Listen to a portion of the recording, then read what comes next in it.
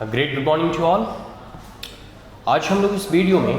बात करेंगे एक बहुत ही बर्निंग इशूज़ और बर्निंग टॉपिक पे, वो है वर्ल्ड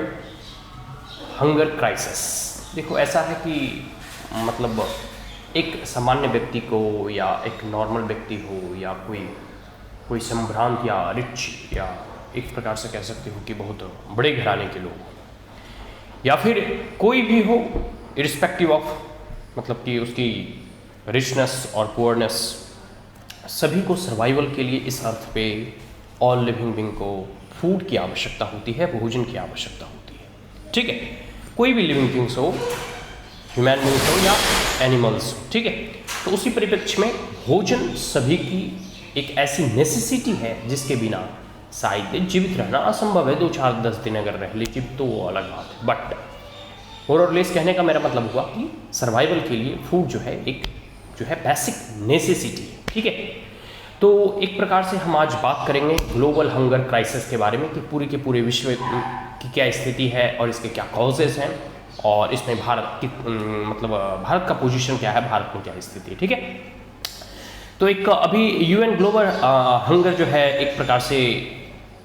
यूनाइटेड नेशन ऑर्गेनाइजेशन के द्वारा या सस्टेनेबल डेवलपमेंट गोल में जो है, ठीक है, बहुत सारे ऐसे लक्ष्य रखे गए हैं जो कि पॉवर्टी रिडक्शन हो गया या फिर हंगर जैसे क्राइसिस से निपटने के लिए बहुत सारे ऐसे टारगेट सेट किए गए हैं जो 2030 तक फुलफिल करना है। तो यूएन ग्लोबल हंगर जो है इस कोविड-19 और पेंडेमिक के बाद जो है हंगर क्राइसिस का इंक्रीज होना, ठीक है, या फिर एक समय था कि हम लोग जो है धीरे धीरे जो है पॉवर्टी और हंगर क्राइसिस से निपट रहे थे, जूझ रहे थे और इसे रिड्यूस कर रहे थे। लेकिन समय और परिस्थितियाँ जो है इतना विपरीत आया कि जो भी अब तक हम लोगों ने प्रोग्रेस किया था वो धीरे धीरे और डाउनग्रेड होने लगा और वो जो है कमने लगा और जो है पॉवर्टी और हंगर क्राइसिस की सिचुएशन और ब्रोजन होने लगी और बढ़ने लगी। ठीक है, तो सबसे बड़ी चीज़ है क्लाइमेट चेंज, एक बहुत बड़ा फैक्टर है और बहुत सारे ऐसे फैक्टर हैं जैसे कॉन्फ्लिक्ट वगैरह, लड़ाई झगड़े हो गए, इतनी कॉन्फ्लिक्ट वगैरह हो गया, डिस्प्लेसमेंट वगैरह हो गया, फिर इकोनॉमिक सैंक्शंस वगैरह हो गए। ठीक है, और बहुत सारे ऐसे चीज़ हैं, ठीक है, एक्सट्रीम वेदर इवेंट्स वगैरह हो गए और ऑब्वियसली सी बात है भाई, इस पेंडेमिक और कोविड-19 के बाद पेंडेमिक भी बहुत बड़ा एक कॉजेस है, रीजन है। ठीक है, अब थोड़ा हम स्टेटस की बात कर लेते हैं। तो as per FAQ reports, global report on food crisis, around 193 million people in 53 countries और territories experience acute food insecurity. ठीक है,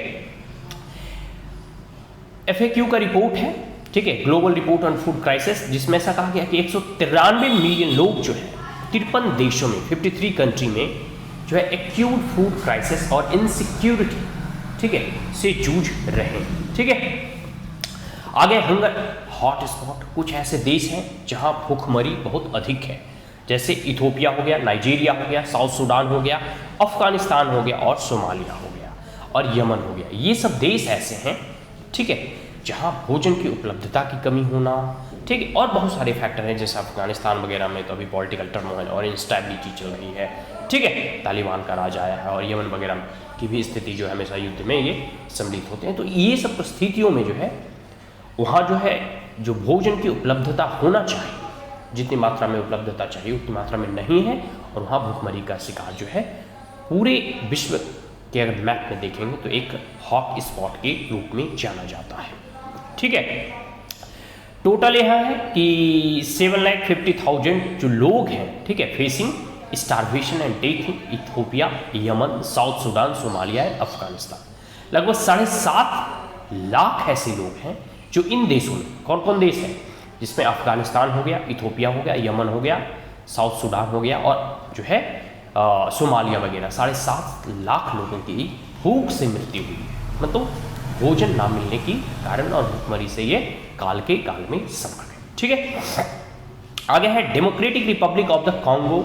ठीक है, हैत है, सहल रीजन है, सूडान है और सीरिया जो है, ये सब वेरी हाई कंसर्न लिस्ट में है। ठीक है, जहाँ कंडीशन और ही क्रिटिकल और डिट्रिएट होते जा रहे हैं।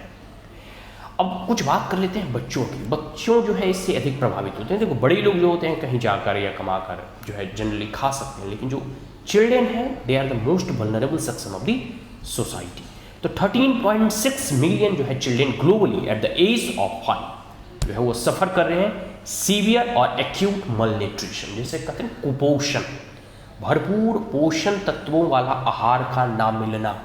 ठीक है। तो ऐसे जो है मल न्यूट्रिशन, और ये जो है यूनिसेफ का, यूनाइटेड नेशन चिल्ड्रन फंड्स की आंकड़ा है कि 13.6 मिलियन ऐसे बच्चे हैं जो कि 5 साल की उम्र से कम है, ऐसे सीवियर एक्यूट मल न्यूट्रिशन से जूझ रहे हैं, सफर कर रहे हैं, ठीक है। और इसके जो है लाइफ लॉन्ग कॉन्सिक्वेंसेस होते हैं, इसके दूरगामी परिणाम होते हैं, उसके पूरे जीवन को यह इम्पैक्ट करता है, क्योंकि वो अभी डेवलपमेंट और ग्रोथ स्टेज पे होते हैं, 0 से 5, 5 से 14, और इस स्टेज में अगर जो है भरपूर पोषक तत्वों का आहार ना मिल पाना, उसके आने वाले जो है डेवलपमेंट और ग्रोथ को पे जो है नेगेटिव इम्पैक्ट डालता है, और उसका सही प्रकार से ऑल राउंड और होलिस्टिक डेवलपमेंट नहीं हो पाता, ठीक है। आगे rising inequality and economic stability, अब इसके कुछ कारण जान लेते हैं, ठीक है। सभी को मालूम है कि rising inequality and economic stability जो है बहुत बड़ा कारण है, जैसे पॉलिटिकल अनरेस्ट हो गया, ठीक है, इथनिक कॉन्फ्लिक्ट हो गया, रिफ्यूजीज वगैरह हो गए,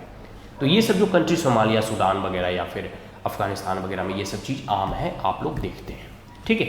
एक है ग्लोबल हंगर इंडेक्स, इसमें भारत की स्थिति क्या है इसके बारे में भी जिक्र कर लेना शायद उचित होगा, क्योंकि भारत को भी अपनी परिस्थितियों का भाग होना जरूरी है। तो इंडिया जो है अभी जो है 116 रैंक से 101 रैंक पे पहुंच गया है, ठीक है। मतलब एक प्रकार से कह सकते हो अभी इंडिया का पोजीशन जो है 101st है, मतलब एक प्रकार से कहते हैं 100वां पोजीशन है, ठीक है। अब पूरे विश्व में मैं मान लो 200 मोर देन 200 कंट्रीज हैं, उसमें 100वां पोजीशन भारत का है ग्लोबल हंगर इंडेक्स 2021 के आधार पर, क्योंकि इसका सीरियस कंडीशन दर्शाता है, और भारत में भी जो है भुखमरी का कई लोग शिकार होते रहते हैं, कई बार न्यूज़ में वगैरह में आप लोग सुनते होंगे।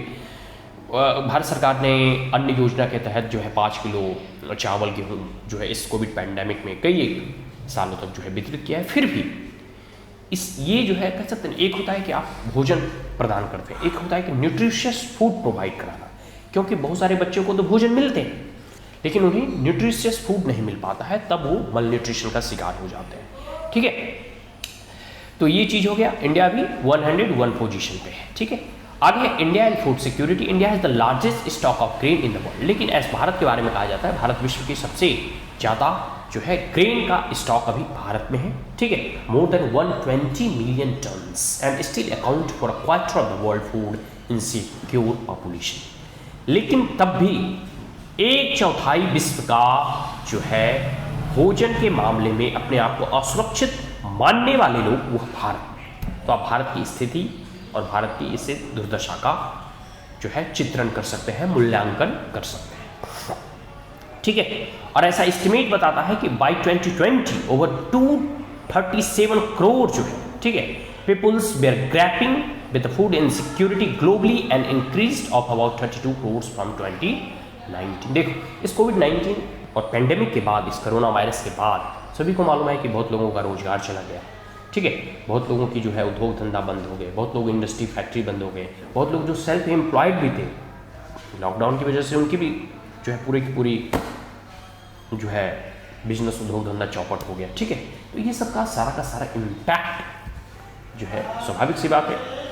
घर को चलाने के लिए एक अर्थ की ज़रूरत होती है, ठीक है, मतलब अर्थ मतलब कहने का मतलब पूंजी, इन्वेस्टमेंट, और एक प्रकार से कह सकते हो कि पैसों की आवश्यकता होती है, ठीक है, चाहे भोजन खरीदने में हो या कोई अन्य बेसिक नेसेसिटी की रिक्वायरमेंट को आप परचेज कर रहे हो,